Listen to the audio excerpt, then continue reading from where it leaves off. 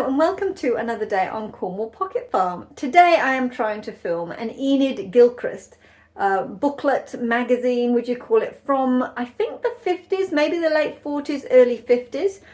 It's a fascinating booklet that I picked up from the charity shop.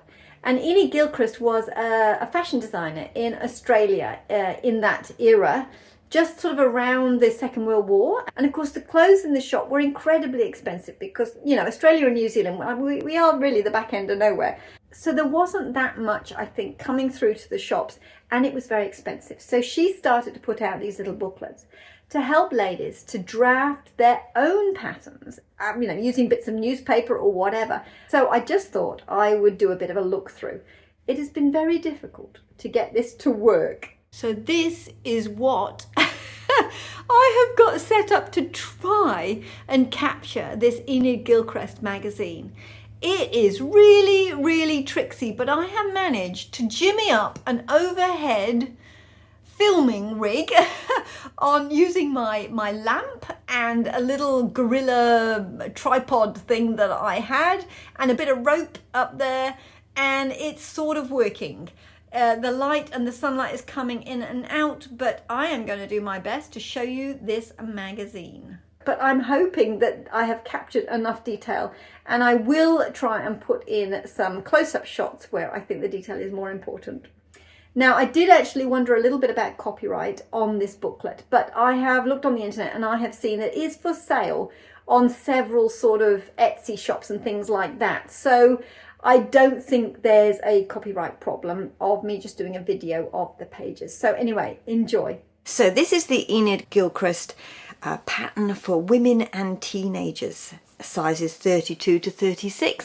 Let's have a look inside. Now the cover, as you can see, is a little bit damaged, but that's okay because the insides are all there, which is the main thing. So it starts off, as all her pattern books seem to do, with basically how to draft patterns, sort of the basic information on how to do it, which is quite useful. They start off with a basic dress pattern. So this is really useful because essentially you can draft a basic dress block, which of course includes a basic bodice and a basic skirt. You can draft it yourself just from these numbers. Now these numbers are in inches, so for our American friends that will work really well. For all the rest of us that are in decimal, we might have to do a little bit of sort of adjustment and conversion on our phones, but anyway, it or if you can get yourself an old ruler, although I find it all very difficult to get into 7 3/4 or 5/8, and I find that very complicated. So probably the easiest thing would be to turn this into centimeters. You can see all of the variations that you can do just with this straight basic dress pattern, essentially. The cool casual summer frock. The original was made in gay cotton with and trimmed with a fine piping of black poplin under this facing. But isn't that lovely? I love these patch pockets on the outside like that. And again, lots of sort of darts to make it fit nicely. You've got the choice of a slash neckline here, you've got a scoop neckline, a sort of a deep V square neckline. And Enid was very concerned about it being economical because of course we were in post-war times when these booklets were coming out and things were really tight. So a lot of her stuff is about how to get the most out of the fabric. If you read through, it actually talks about getting the most out of the fabric, and which is obviously what's quite important today as well. Oh my lord, look at this. Isn't this glorious? This dress here I can definitely see in my future. I love that. Look at that beautiful sort of scarf neckline with a little brooch, and I like the cuffs. Oh, the way the cuffs and the collar go together. And of course the little midriff section there is nice and neat. And actually if you look on the detail on the back or over on here, you can see that it's actually pulled in sort of snugly with a little button tie at the back, and that would be very useful because you could put a couple of different buttons along there to make it sort of adaptable for, you know, if you sort of change size a little bit or what have you, or you could even try and figure out some sort of elastication method through the front so that there was sort of ease in that. That would be very nice as well, I think. And I also like the pleat through the back. I mean, that pleat is lovely. It makes it really easy to sort of move about and walk and get on with things. And it also has a little sort of Mao type collar that is without the scarf. So, I mean, that's very sharp as well. That is definitely me. I can see that in my future. And now we have pleats, which is also very, very nice. Oh, look at this. I like this. So this is the wonderful thing about vintage patterns, is they'll often do the same bodice with a fuller skirt and also a slim skirt. And this slim skirt has got little darts all the way around the front. So what are they calling them? Oh, they're calling them a pin tuck front. So that's very nice. Looking here, I can see there is an underarm gusset. Yes, there is here, look. So how you put in your underarm gusset, and that's great because you can have a grown-on sleeve bodice and then put in these underarm gussets, which just gives you a little bit more motion. So very nice, and I like that. So with this basic Magyar pattern, you can make a variety of spring and summer frocks. Now, what's a Magyar pattern? I don't know, but if anybody out there knows what a Magyar pattern is, that maybe they could let me know in the comments. That would be wonderful. So it says you've got a scooped neckline and you've got a sort of higher neckline as well, cut high or scooped for the summer. That's very nice. And again, information. This is always quite useful, and I'm never quite sure how to get the pleats to work around zips and everything. So lots of useful little tips and hints here, how to make the pleats work with the dimensions. Very nice. Oh, and this is rather stylish. I like this. Look at this, a nice slit neckline here. There's another version with a big collar. That's not really me. That I've got a small head, so I find big collars like that too much. But maybe I could make it slimmer and just take it as a sort of a smaller collar around there. That might work for me. But I like the way they've got different belts. So here you've got a side belt, and then on this one the belt's coming across the front, and then this is a belt all the way around. So very nice. It's a contour belt. Okay, that would be very flattering, I think. And it seems to be that you could do a crochet at neck and armholes. Oh, how very lovely. And then over here they've done a similar pattern, but they've put on a much bigger collar again, and with scallops, which is not my style, but I think that would be very, very flattering. And they've done a little bit of a button placket thing down here and made a sort of a yoke part, a little bow. They've even given you the bow piece. So all the bits and pieces here. This is a dressy style and suitable for parties or that special occasion. Make it in wool brocade, fail, linen or figured satin cotton. I don't know what fail is. So again, if anybody knows what fail is, please let me know in the comments. Sometimes they have fabrics in here that you can't get anymore. I've noticed a couple of mentions of this Vilene, which I think must be sort of interfacing. Now it does say no turnings allowed, so when you're drafting up these patterns, when they say turnings, what they mean is seam allowance. So you would draft up these patterns and then you would add seam allowance onto the dimensions that you've got here, or draw them up and then just add your seam allowance around the edge. Oh, look at that one. That is very nice. I do like a shirtwaist dress, so that really works well for me. And that, I've seen this on some vintage patterns, the way the dart comes down from the collar like that. That's very flattering. A nice dolman sleeve again. And if I'm not mistaken, they have underarm gussets again. I was going to say armpit gussets. That's not right, is it? Underarm gussets here, which will make it very easy to wear. And a full skirt, but I'm sure you could add on a narrow skirt if you wanted to do that, because the whole way that these patterns work is that they're designed to mix and match. So you could take the skirt of here and put it on here, or you could take that skirt over there, or because it's all based on the simple dress that we saw at the beginning, all of this is based on that. They all mix and match, which is wonderful. This is interesting. I can see it in this picture here, but this is actually a puffball skirt, because this is the lining that goes underneath, and then that's smaller than the outside fabric. So then the outside fabric sort of joins onto it all the way around and then creates this sort of puffball at the bottom, which was very stylish in this sort of day and age. You don't see many of them around now, but why not bring them back? And again, another contoured belt. Very flattering, I think. A contoured belt really is nice because it fits better than just having a flat piece around your middle, because that's never that comfortable. So a contoured belt is lovely. And of course here we have smart skirts in various styles. And again, the idea with these is that you can swap them out with different bodices, or you could just make them as a skirt like this and pop a waistband on. And lots of lovely skirts. Slim skirts, you've got fuller skirts, A-line skirts, panelled skirts, side slit, pockets on the outside, little trim bows, lots of different variety there. And over here, how to work out all your pleats. Now that's a very useful piece of information, because I've often come across this where you have a rectangle of fabric and you want to pleat it onto your waistband, but how do you do it? This, I think, is the instruction on how to do that. And here we have pretty cotton for the smaller figure. I don't know why it's for the smaller figure, but there you go. This bodice is flattering for the smaller figure and makes up well in a border print like the one in our picture. The front bodice is cut in 2 layers, a fitted square neck foundation under a softly draped over bodice, which meets in a deep V. Oh yes, I see. That's rather lovely, isn't it?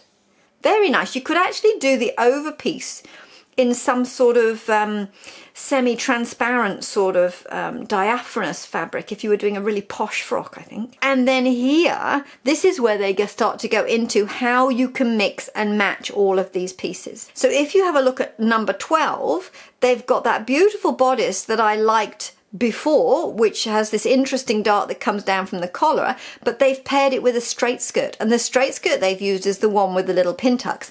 That could be in my future because I do like that.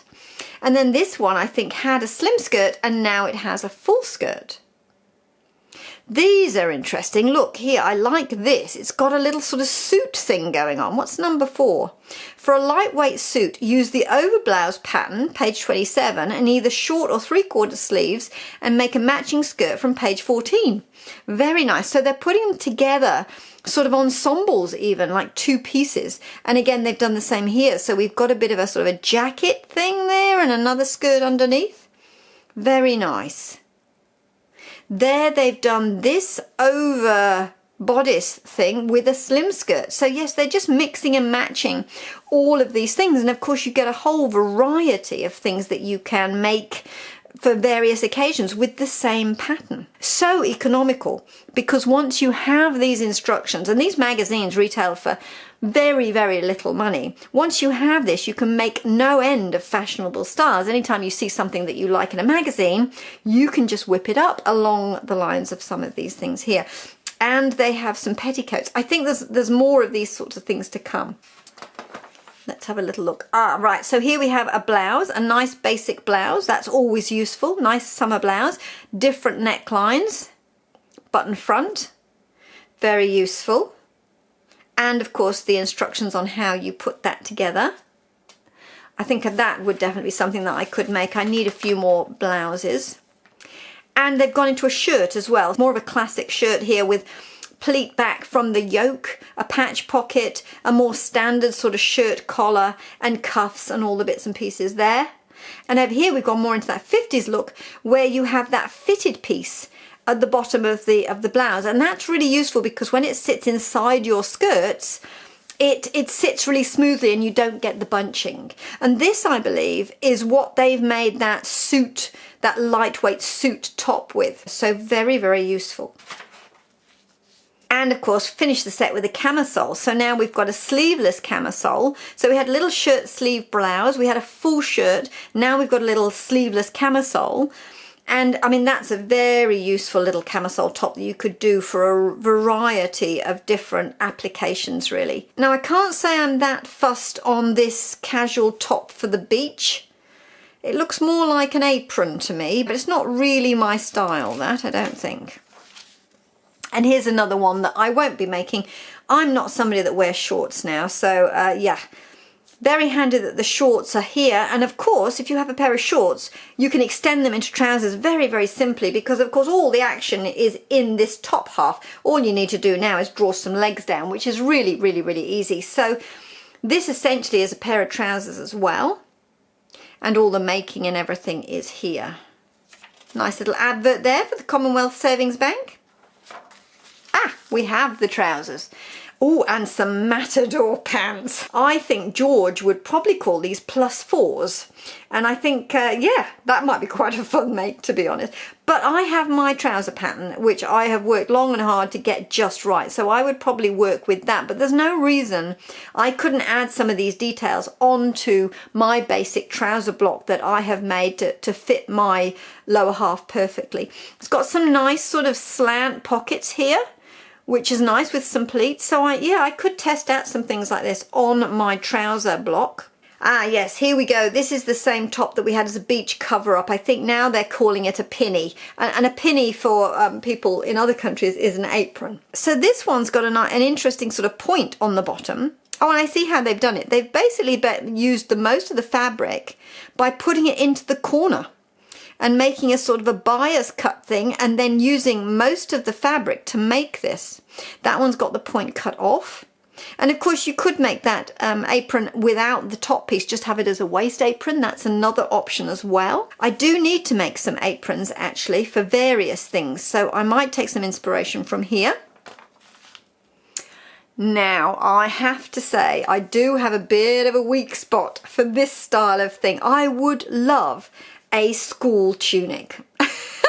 I really would. Now, it says 12 to 14 years. I'm a little bit older than that. Not a lot. A little bit older than that. Here is a regulation school tunic for the big girls. Well, I'm quite small, but yes, definitely older. In this age group, measurements vary quite a lot. So this pattern is made to fit up to 35-inch bust measurements. So there's no reason whatsoever I couldn't make that tunic. All the instructions are here. Very nice. And then there's a matching school blazer. I don't know as I'd do that, but I mean, you could use this blazer and just basically put more shaping in it, take some patch pockets away, and you've got a very nice blazer pattern. So very useful. You could crop it off and make a little box jacket. You could tailor it in and put a few darts in it and make it a fitted jacket. So many things you could do. And we have a velvet theatre coat, a woolen top coat or velvet theatre coat. Very, very nice indeed. And this, I believe, is that short jacket that was in that other illustration. So they've just taken that, chopped it off, put it with a skirt, and now it's a jacket. But obviously this full-length jacket is designed to be made in sort of wool and or velvet. And it's got two options. It's got a nice little sort of neat collar or this sort of scarf collar, which is quite amazing and luxurious, isn't it? They're doing these sort of fabric layouts to put on your fabric, but I would suggest that these are going to be fabric layouts for much narrower fabric, so may not be applicable. But to be honest, I don't ever follow the fabric layouts anyway. I just make up my own way of doing it. I follow the grain line, obviously, and what needs to be on the fold and that type of thing, but most of the time I just do my own thing because I found I can get a little bit more out of the fabric if I do it myself. But it's fully lined, so they're telling you how to do the lining over here as well. I find a dolman sleeve very useful because it allows you to put a lot of clothing underneath it. If you've got something that's got a slightly wider sleeve, it will accommodate in a dolman sleeve rather than if you have a sort of a fitted set-in sleeve. It can be a little tighter under the arm often. Now, I like the dressing gown with a wide wrap. That's very nice, and again, could be a coat. I made my Catherine coat very much on this sort of styling. This one looks like it's fitted in the back, actually, so this is fitted in with darts. Yeah, fitted in with darts into the back, and mine was more of a swing coat. But yes, that's very nice as a dressing gown, or you could even make it into a wrap dress, to be perfectly honest. Very nice. Not sure about the brunch coat, I have to admit. Now, I am presuming that all this folderol is to have brunch at home and you wouldn't go to a restaurant with all of that on. Brunch coat like this is ideal over short pyjamas or waltz length nighties. So clearly you're not supposed to wear it outside the house. I'm thankful for that because that's a lot. But anyway, I have no idea what a waltz length nightie is. So again, if you know what a waltz length, you can't even say it. If you know what a waltz length nightie is, or just a waltz length anything, could you put it in the comments please, because I would be interested to know. I think if you stripped away all the bows and the frills and the everything, you might end up with quite an interesting sort of artist smock type of look, but that's a lot. It's a lot, isn't it? Not my style. Now this is more the thing. Nightie with a smart look. I could certainly see myself in one of these. Nice winceyette nightie there for the colder evenings. I'm not a big fan of puff sleeves, but certainly without the sleeves that makes a nice summer nightie, and this would make quite a nice winter nightie, I think. Now I'm not quite sure where they have a belt on it. That seems a little strange to me because that would be a bit uncomfortable, but maybe you put the belt on to waft around the house and then you take it off to go to sleep. That could be the option. With your brunch coat, you're wafting around with your brunch coat maybe, I don't know. Is that a waltz length? Who knows? But you have got the option of a frill or a little bit of lace, or so many things you could do. And of course we've got the different sleeve lengths as well. So there's a puff sleeve, no sleeve, long sleeve. You could just do a short sleeve as well without doing the puffs, I'm thinking as well. Now here we go, a nice dressmaking course. Dressmaking made easy. And what I love about this is it was run in Sydney and Wellington in New Zealand. I would so go to this course if it was on now. Look at this: dressmaking, designing, tailoring, home dressmaking, advanced dressmaking, drafting and pattern design. Oh, absolutely my sort of thing. Unfortunately, I think I've missed the boat on this one. They probably don't do them anymore. Maybe I should send in the little coupon and see if anybody answers. And we get to underwear. That's always very useful as well, isn't it? So a slip. I find modern slips only come halfway down the thigh, which is never long enough for me. So this is nice the way they've got longer slips to go all the way under your dresses. They have a nice slim option with a slit, and then also more of an A-line option here where you could put the frill on or no frill if you didn't want it, presumably. And what's interesting about this is it's actually cut on grain. It's not on the bias, and a lot of things that you see today are actually cut on stretch fabric, or at the very least on a bias cut, and that makes it a little bit more difficult to sew. But the reason I'm interested in is that I have that Japanese fabric that I got the other week, and it is in a narrow width, and I couldn't possibly do a bias cut on it. And the way they've done it, if you see here, at the waist, they've actually put like a little placket with probably a hook and a couple of poppers to hold it close, I think. So that's very nice. I think I could be trying that in my future. And then they've got a sort of a really flared one for that special princess frock. That I don't have anything that's that flared, so I probably wouldn't do a flared. But I mean, that would be very lovely as a dress, wouldn't it, as well? As would this, to be honest. I mean, you could do both of these as summer dresses if you wanted to. But a very interesting cut here, the way they have that panel at the front and then the crossover front.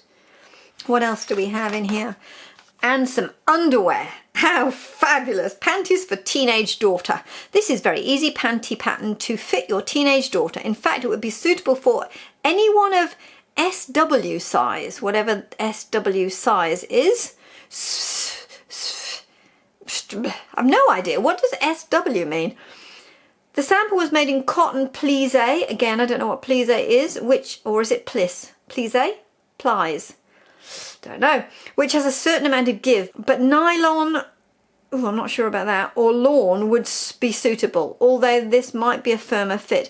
I would want to do that in a woven fabric. It's very rare to find underwear patterns in woven fabrics. They are often in a sort of a stretch, a modern stretch synthetic. So that would be very interesting, even just as a basis for a few different sort of designs, because I really want to get into making some underwear, but I want to make it out of woven fabric, not stretch, and certainly not synthetic. So we will see. I do have a whole bunch of patterns that I have collected from charity shops for underwear with this underwear project in mind. But what I've found when I've looked at the patterns is they are all for stretch. This is a really good starting point because I haven't found any of the knickers that are in a woven. Easy to vary pattern for the mother-to-be. That's perhaps not that useful, but to be honest, a nice loose fitting dress like that is very useful in the summer. We have very hot, humid summers, so that would be quite useful. And here they've redesigned the brunch coat. Thankfully, should we say. It's a maternity smock, but I don't see any reason why you couldn't do that more as a sort of an artist smock style in a white linen, or maybe a chambray linen or something like that. That would be very lovely. So yeah, that could find a home. Perhaps not as a bed jacket, but I could certainly use that detailing in a different way, I think. So this one here, it's not that useful. It's got a big hole in the front, but over here, this is very useful because it has a flap that comes up. And if you look at it, it's basically an adjustable skirt. And I don't see why just maternity needs an adjustable skirt. An adjustable skirt for everybody is really quite useful for those days when you're feeling a little fatter or a little thinner. That, I think, would be a really interesting thing. I've seen a few skirts like this on Pinterest and YouTube, and it's nice to actually have the dimensions here. Now, the thing that I would adapt here is I would add in a pocket, because we almost have a pocket here, but they just haven't put one in. And that's it. So the final page has a bunch of useful information, which I think is great, because this is where some of the detail comes. Tailor's tacks, I know that's pretty straightforward. Seams, various seams that you can do. Cloth buttonholes. Now, I've never done a cloth buttonhole, so that's interesting instruction. I might give that a whirl. Rouleau, making little rouleau loops and everything, that's quite interesting. Machine binding, how you've done all those edges. Putting on collars and finishing collars, and plackets. That, I think, is quite useful because there's a lot of placketing. A number of them have these plackets, and it's perhaps not a very modern feature that we have these plackets. So that's very useful on how to actually create a placket. And here we've actually got a zip placket, so some instruction on what they mean when they're putting the plackets in and how they intend you to do it. I mean, these ones obviously are with the old, you know, the more old-fashioned sort of zip, not the invisible zip. But certainly even with an invisible zip, I would want to put a placket in underneath so it doesn't catch your underwear or your skin or what have you. Little information on hems, always useful, and some worked buttonholes. Now, I've always fancied doing that as well, so it's nice to have that information in here as well. But I hope that has been of interest to you. I know I absolutely adore this magazine, and I fully intend to make some of the patterns in there. I also have this magazine, which is another Enid Gilchrist, junior teens and smaller women. So that's definitely me. It says boys and girls 11 to 15 years. And here we go, SSW sizes, whatever that means. So if you're interested in me going through this magazine as well, just let me know and I'll have another go at this thing that has been quite irritating to try and make work. It's been a bit of a drama. Hopefully that was of some interest to you, and I will see you next time. Bye.